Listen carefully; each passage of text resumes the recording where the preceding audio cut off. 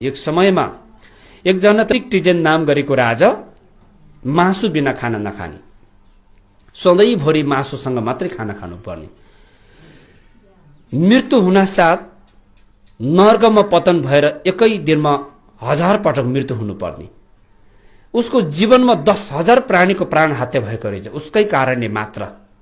किन? कहिले कुखुराको मासु खाने, कहिले खसीको मासु खाने, कहिले सुँगुरको मासु खाने, अनि राजाकै लागि भनेर जनताहरूले पनि उसको सेवा गर्नेहरूले पनि ताजा ताजा मासु तयार पार्नु पर्ने।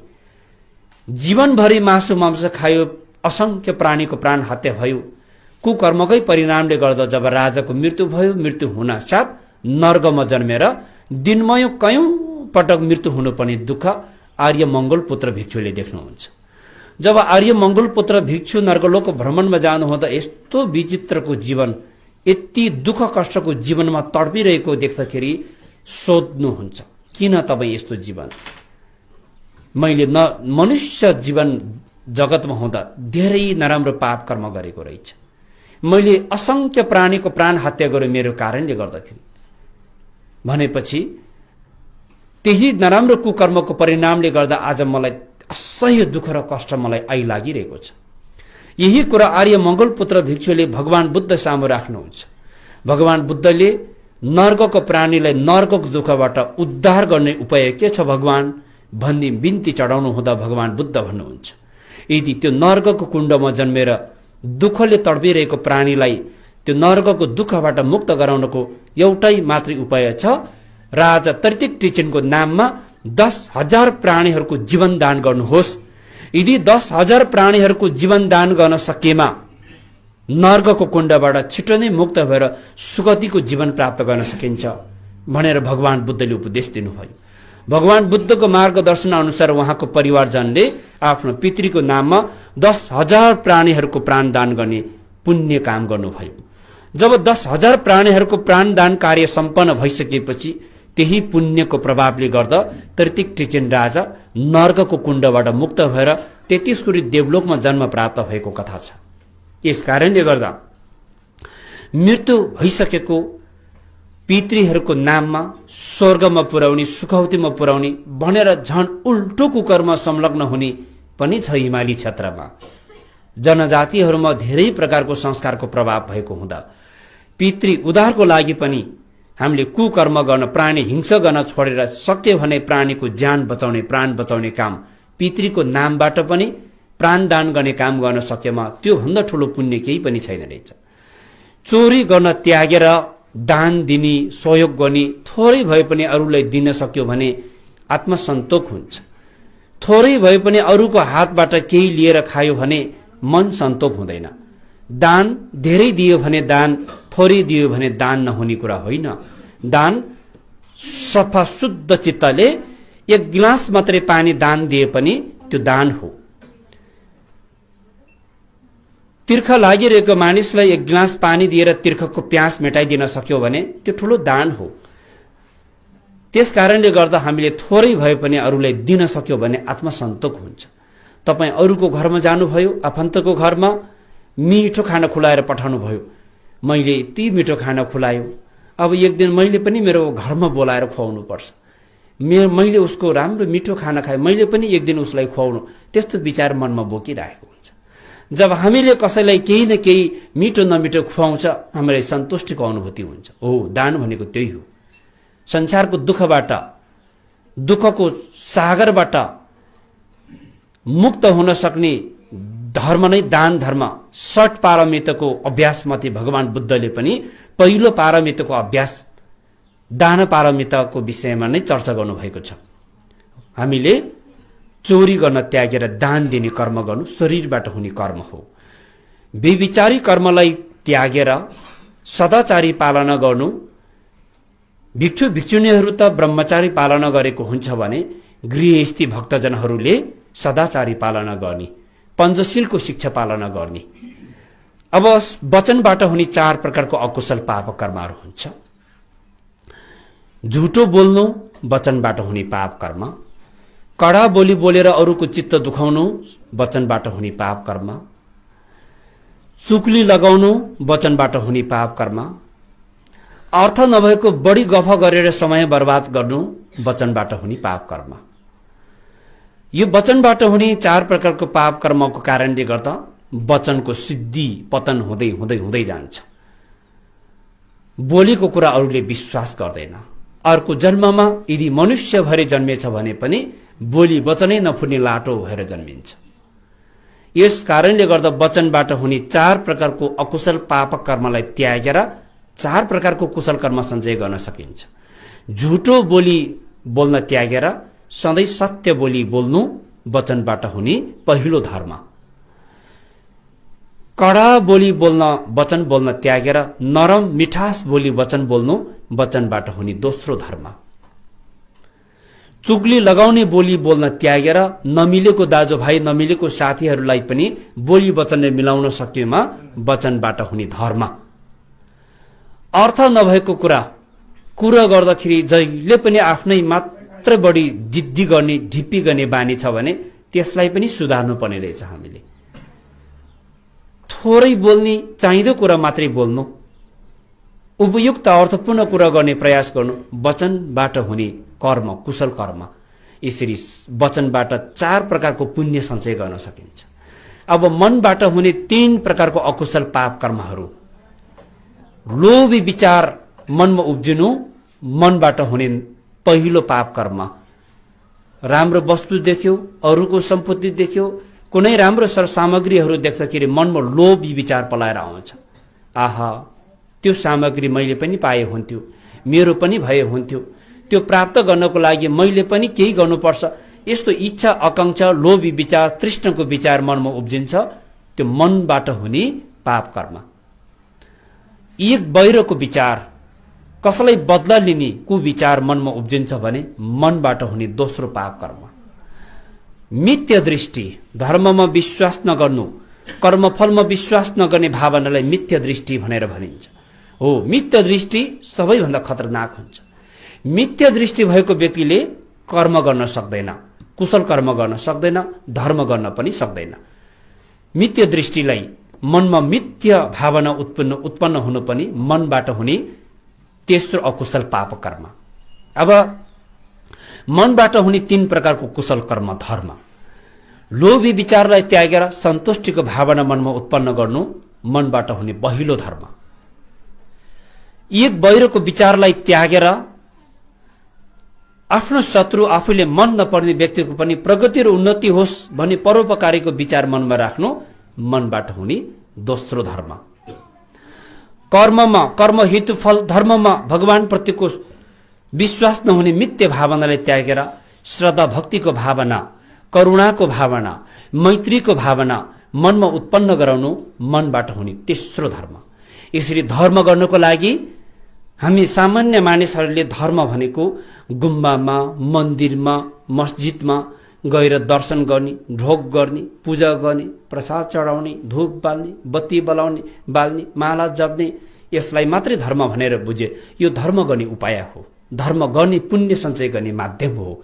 तर वास्तविक धर्म अघि भनेको शरीरले गर्ने धर्म, वचनले बोल्ने धर्म, मनको सोच विचारबाट हुने धर्म।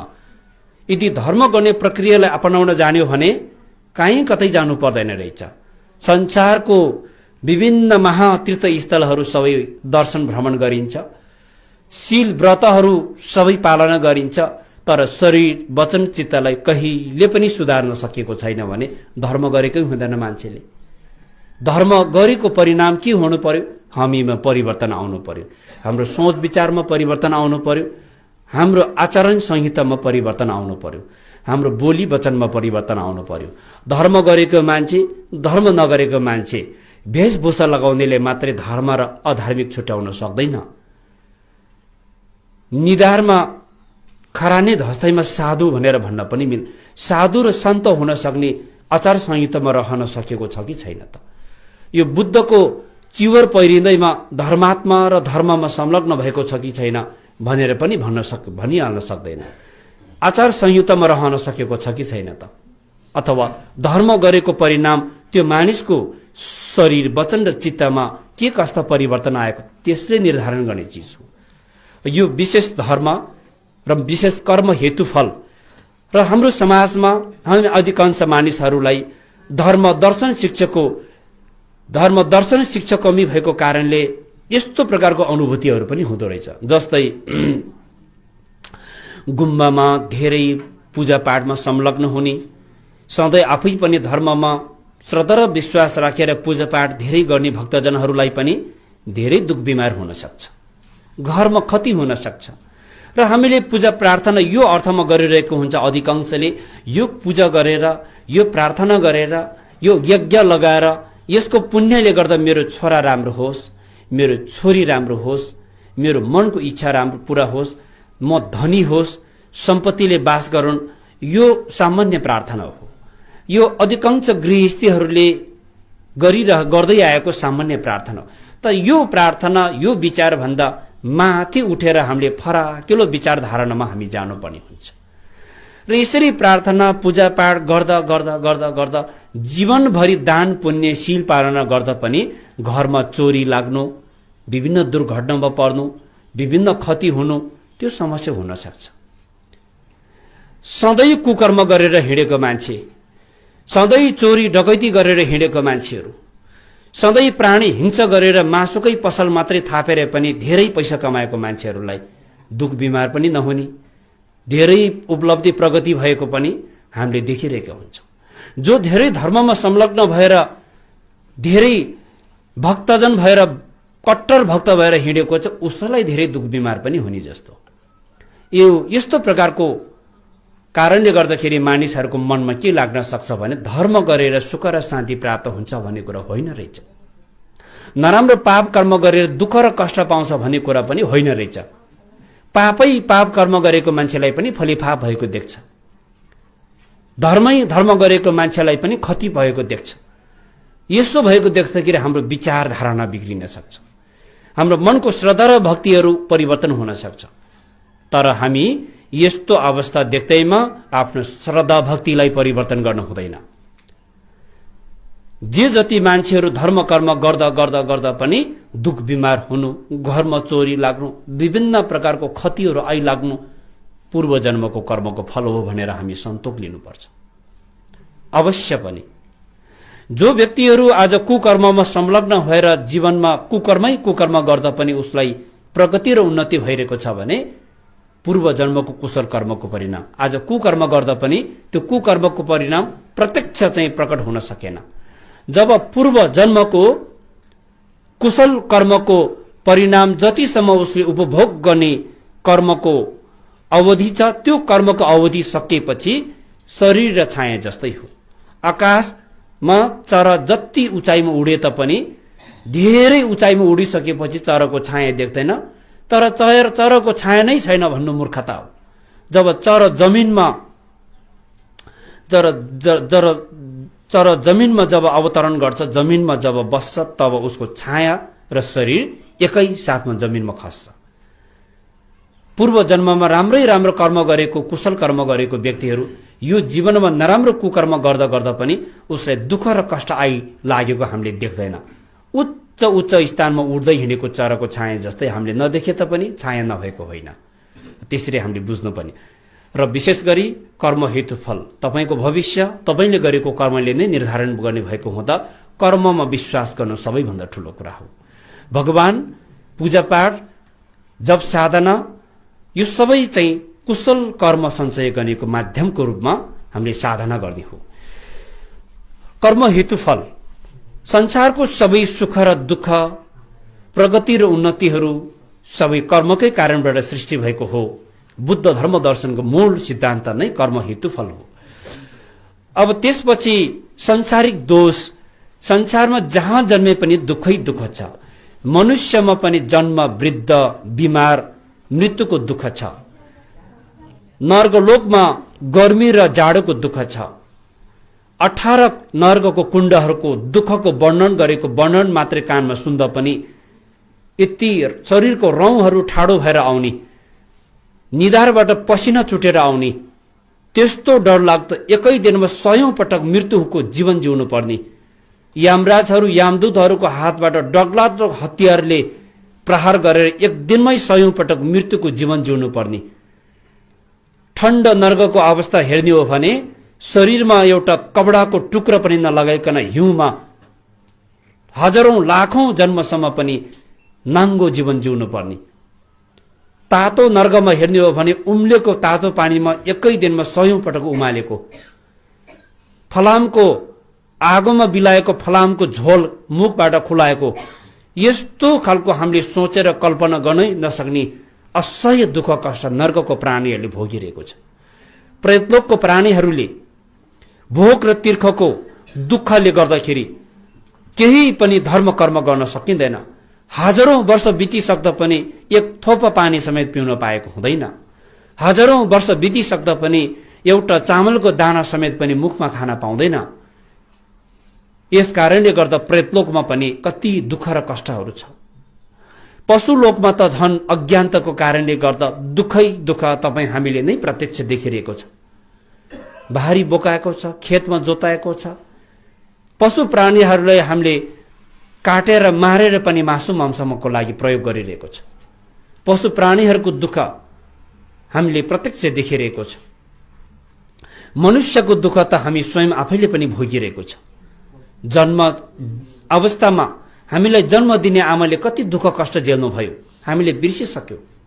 हामी जन्म प्राप्त भएको नानीले कति दुःख पायो त्यो पनि हामीले बिर्सिसक्यौं।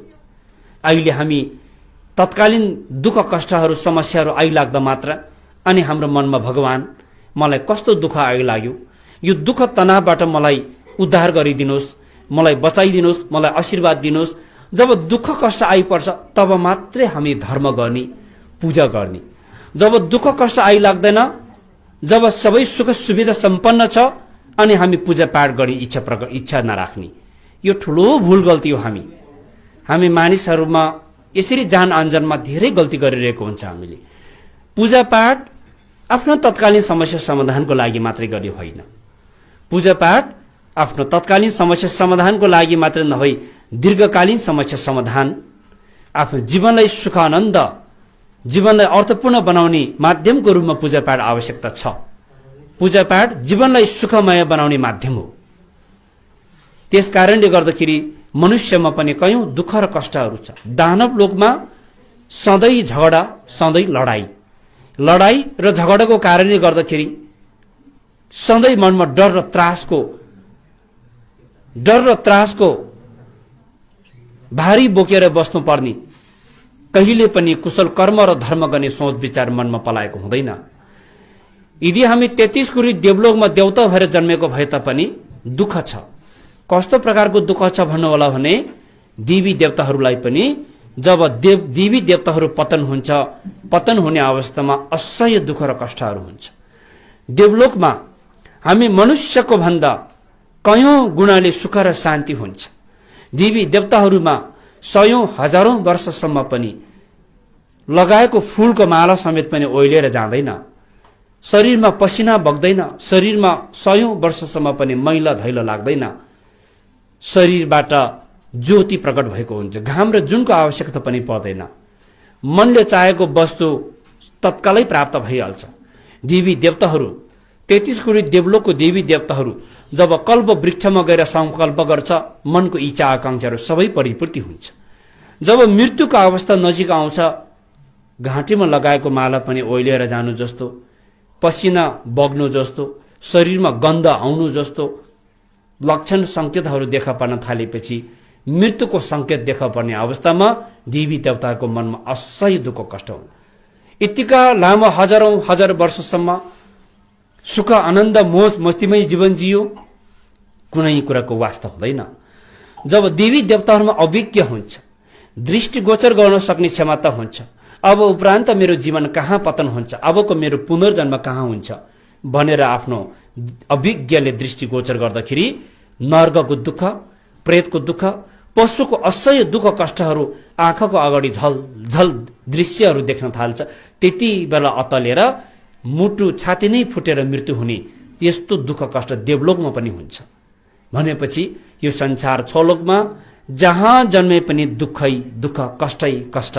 त्यसकारण हामी बौद्ध मार्गीहरू भगवान बुद्धले देखाउनु भएको मार्गदर्शनलाई अनुसरण गर्ने हामी बौद्ध अनुयायीहरू, हाम्रो लक्ष्य के हो त? हामी बौद्ध मार्गीहरूको मकसद के हो? हाम्रो अन्तिम लक्ष्य भनेको परिनिर्वाण प्राप्त गर्नु हो। परिनिर्वाणलाई प्राप्त गर्न सकियो भने हामी यो दुःख संसार छोलोको भावचक्रमा फेरि पुनर्जन्म लिनु पर्दैन। हाम्रो अन्तिम लक्ष्य परिनिर्वाण प्राप्त गर्नु हो।